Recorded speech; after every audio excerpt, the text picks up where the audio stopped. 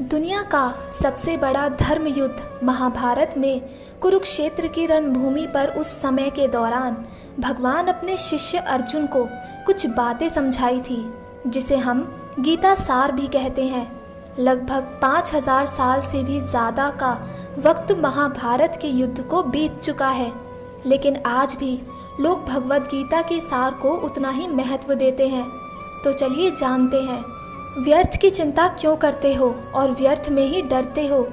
तुम्हें कौन मार सकता है? आत्मा ना पैदा होती है ना ही मरती है। जो हुआ वह अच्छा हुआ, जो हो रहा है वह भी अच्छा ही है, जो होगा वह भी अच्छा ही होगा। जो बीत गया उसका तुम पछतावा ना करो और भविष्य की चिंता भी ना करो।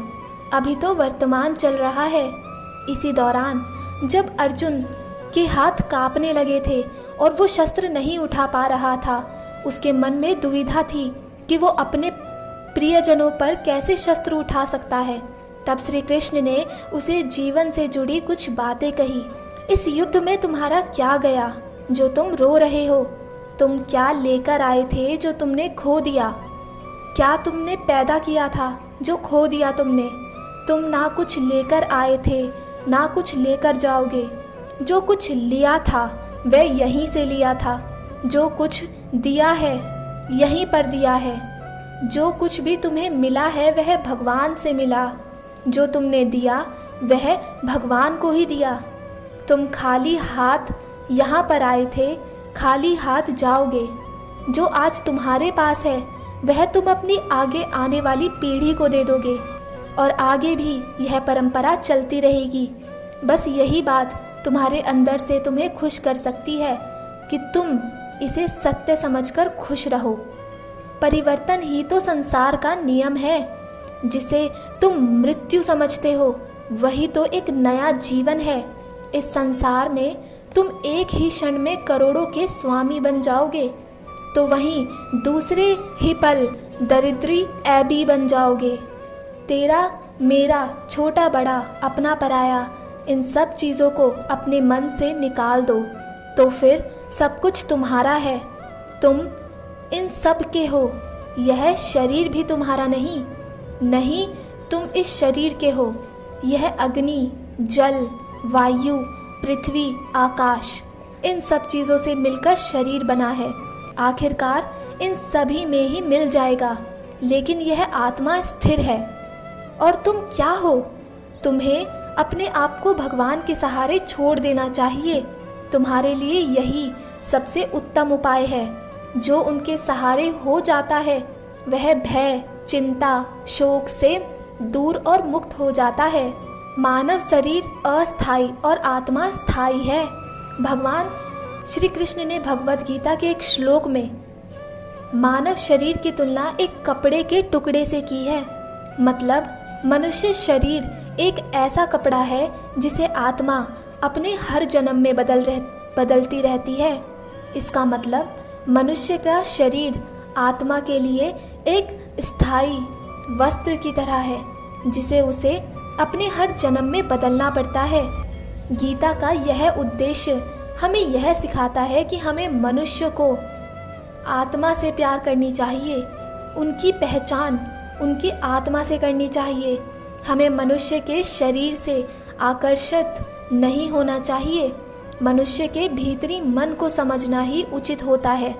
जो लोग मनुष्य के शरीर से ही केवल प्रेम करते हैं, ऐसे लोगों के लिए गीता का उपदेश बहुत ही कुछ सिखाने वाला साबित हो सकता है। जीवन का एकमात्र सत्य है, वो है मृत्यु। गीता के इस उपदेश में भगवान श्री कृष्ण ने बताया है कि इंसानों को जन्म मरण के चक्र के बारे में जान लेना चाहिए, क्योंकि मनुष्य के जीवन का एकमात्र सच जो है वह मृत्यु है।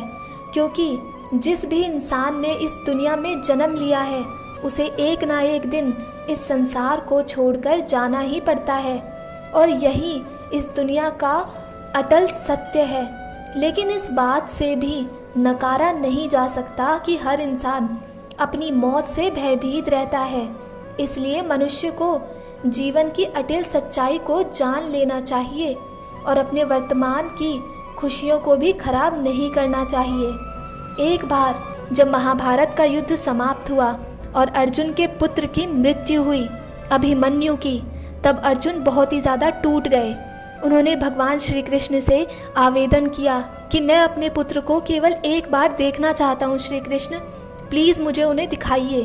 तब कृष्ण ने कहा कि वो अब नहीं रहा है, तुम्हें नहीं सोचना चाहिए, वो जहाँ पर भी है अब खुश है और तुम्हें उसकी व्यर्थ में चिंता नहीं करनी चाहिए। पर अर्जुन ने कृष्ण की बात को नहीं समझा। तब कृष्ण ने कहा कि ये जो बाण मैं चलाने जा रहा हूँ, तुम इस पर बैठो और जैसे तुम इस पर जा रहे हो वैसे ही इसी पर बैठकर वापस आ जाना। तब श्री कृष्ण ने उस बाण को चलाया। जब अर्जुन उस पर बैठ के गए तब उन्होंने देखा कि उनका पुत्र राज सिंहासन पर बैठा हुआ है और वो बहुत ही खुश है। तब अर्जुन ने बोला कि पुत्र तुम कैसे हो? तब अभिमन्यु ने जवाब दिया कि कौन हो आप, मैं आपको नहीं जानता। तब अर्जुन ने कहा तुम मेरे पुत्र हो। तब उन्होंने कहा कि मैं तुम्हारा पुत्र मृत्यु लोक में था, वहाँ से मेरा जीवन समाप्त हो चुका है। अब ना तो मैं किसी का पुत्र हूँ और ना ही किसी का पति और ना ही किसी का भाई। अब मैं एक स्वतंत्र आत्मा हूँ और मैं आपके इस मृत्यु लोक से काफ़ी दूर हूँ, कृपया कर आप वापस चले जाइए। यह देखकर अर्जुन उसी तीर पर बैठकर वापस आ गया और उसने बोला कि श्री कृष्ण आप सही कह रहे थे। तब अर्जुन को शांति महसूस हुई और उसने सब कुछ देखकर उस चीज़ को समझा। अगला, गुस्से पर काबू करना चाहिए क्योंकि क्रोध से व्यक्ति का नाश हो जाता है। भगवान श्री कृष्ण ने इस उपदेश में यह बताया है कि क्रोध से मनुष्य को भ्रम पैदा होता है और भ्रम में वह अपनी बुद्धि का विनाश कर बैठता है। क्रोध में जब मनुष्य की बुद्धि काम नहीं करती तब मनुष्य का तर्क वितर्क करने की क्षमता नष्ट हो जाती है और व्यक्ति का वही नाश हो जाता है। इसी तरह हर एक व्यक्ति को अपने गुस्से पर काबू करना सीखना चाहिए। मनुष्य गुस्से में कई बार ऐसे काम कर देता है जिसे उसको बाद में जाकर हानि का सामना करना पड़ता है। वहीं अगर मनुष्य अपने क्रोध पर काबू नहीं कर पाए तब वह कोई गलत कदम उठा बैठता है, तब भी मनुष्य के मन में क्रोध की भावना उत्पन्न होती है। तब मनुष्य का मस्तिष्क काम करना बंद कर देता है और वहाँ वह सही गलत का वह उचित फैसला नहीं ले पाता। इसलिए हमेशा मनुष्य को अपने क्रोध को काबू में रखना चाहिए और अपने मन को शांत रखना चाहिए क्योंकि गुस्से में लिया गया फैसला आपको गहरी क्षति पहुंचा सकता है। व्यक्ति अपने कर्मों को नहीं छोड़ सकता। भगवान श्री कृष्ण ने गीता के सार में यह बताया है कि कोई भी व्यक्ति अपने कर्मों को नहीं छोड़ सकता। इसका मतलब व्यक्ति साधारण समझ के साथ अपने कर्मों में लगे रहते हैं। उन्हें अपने कर्म से हटाना या छोड़ना नहीं चाहिए क्योंकि वह ज्ञानवादी नहीं बन सकते हैं। वहीं अगर मनुष्य अपने कर्मों से पीछा छुड़ा ले या अपने कर्म करना बंद कर दे तब वह अपने रास्ते से भटक जाता है। संसार का नियम है जिसके मुताबिक मनुष्य को अपने कर्मों को करते रहना होगा।